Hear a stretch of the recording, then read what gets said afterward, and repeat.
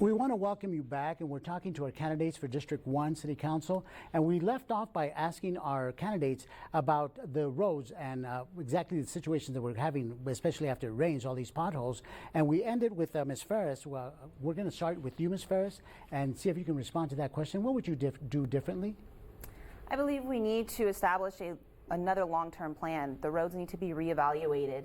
And I have been saying for many years, we have terrible roads and conditions that impact individuals driving as well as our individuals with disabilities that may be going on the road in wheelchairs, for example, which gets into another issue of lacking proper sidewalks.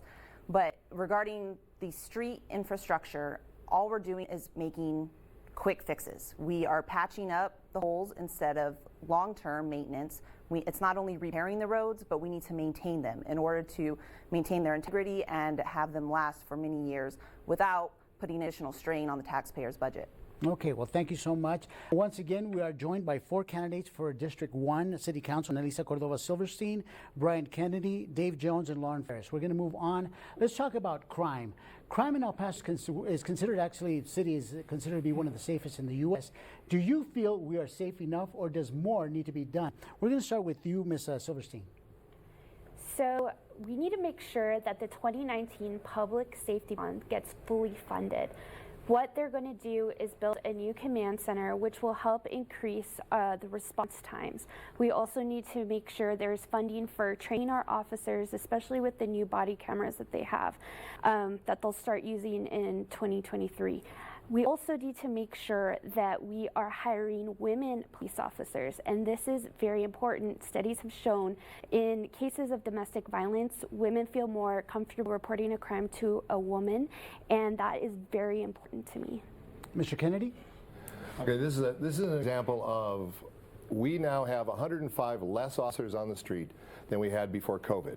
The last class was about 38 people that started the law enforcement class. Less than 30 graduated. 5 of them have already left the force. You can build all the buildings you want, unless you have people to put in them, you're not a safe place. I've done ride-alongs with the city. I've talked with the actual department heads and some of the commanders at the locations. Here's the issue. We need to get more people in. We need to be more inclusive in who we get in, and we also need to have larger classes. We need to have a dedication to putting more badges on the streets that are trained better to deal with all the situations. And as we continue to leak some of this talent out of this town, we'll not remain a safe town unless we can increase the number of badges we have on the streets. Mr. Jones? I work with Sheriff Wiles on issues related to crime, and you know, I don't feel really safe. I have to say that after Uvalde, the shootings in Buffalo. You know, when I walk around the street and go to Walmart or go to Albertsons, I really don't feel safe. I think that, and also the latest actions of the DA, the district attorney, where, you know, criminals are being released. So there's a culmination of the criminals being released, migrants, and this regular crime. I think there needs to be increased funding to the Sheriff's Department and the police so that they can get the tools and get the training that they need to tackle crime, because crime is on the increase, and we really need to be proactive in dealing with this.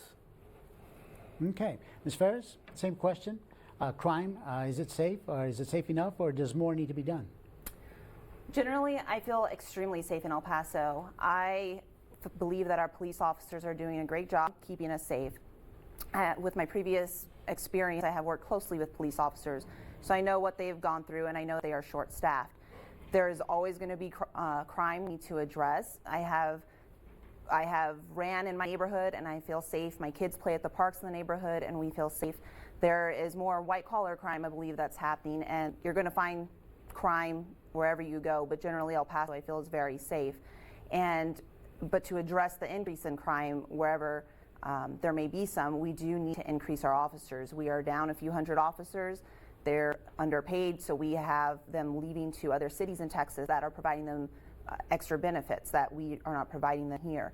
So without additional officers, then we may see an uptick in crime, which we do need to address. But overall, I feel very safe living in El Paso. You brought up a very good topic, and I'll start this next segment with you, the next topic with you. When it comes to getting roads done or weeds eliminated from our neighborhoods, what we keep hearing from the city is that there's a shortage. We don't have enough people to fill those potholes. We don't have enough people to pull those weeds.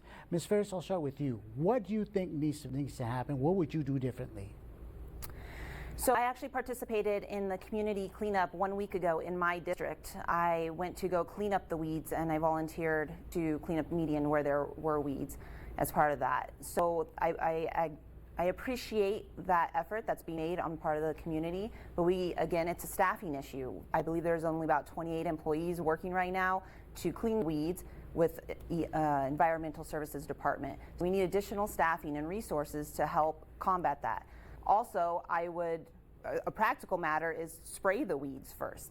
And after they're pulled, we need to find a more long-term solution to getting rid of the weeds rather than pulling them or weed whacking them. We need to permanently get rid of them, which may help the situation as well. Mr. Jones? I think we need to energize our neighborhood associations to inspire volunteerism.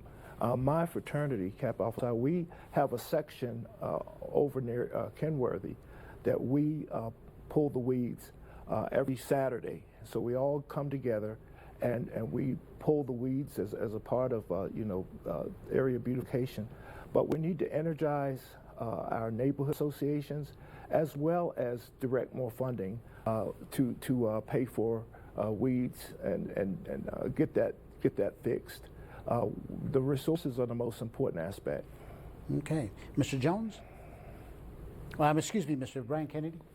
Thank you. And I think the question that we're really dealing with is the understaffing and the empty spots in the city's staffing right now. The city's started to bloat on the upper end of the staffing. When you have assistant city managers and department heads also, you have an entire new level of management there, and that takes money. And that's what it comes down to, is deciding where you're going to allocate the budget. By allocating the budget down to fill in those positions that are below, and that's the issue. We have so many empty spots right now on the downside and the lower income level side, lower pay level side in the city, that we have a real problem. What we need to do is start taking a look at how do we structure this, and how do we move some of that money from the top end down to the bottom end, where those people who are actually doing the work will feel better compensated. When those jobs are better compensated, you'll find more people willing to do those jobs. It's just that simple. Ms. Silverstein?